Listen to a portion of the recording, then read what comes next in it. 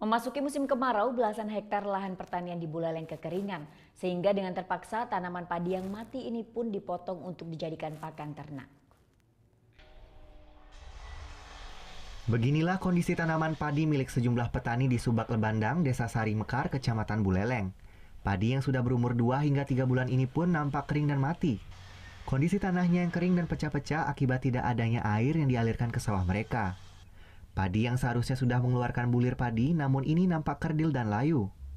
Lantaran tidak mau berbuah akibat kekurangan air, para petani pun terpaksa memotongnya untuk dijadikan pakan ternak sapi mereka.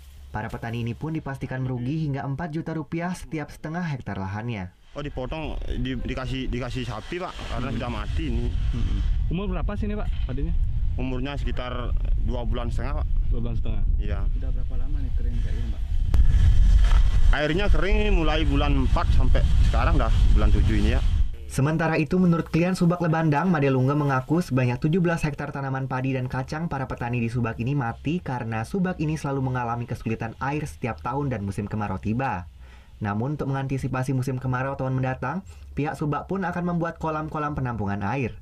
Sehingga meski debit air sungai di musim kemarau mengecil masih bisa ditampung di bak penampungan. Dan sawahnya banyak, ini 17 hektar luasnya, tapi yang bisa menanam sekarang ini cuma 2 hektar. Tidak, karena Subak saya ini kan tak ada hujan ya.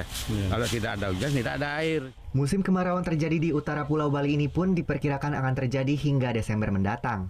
Sejumlah kebun dan sawah yang hanya mengandalkan air hujan di Buleleng tidak akan bisa melakukan musim tanam di bulan Agustus ini. Putu Wijana melaporkan untuk NET.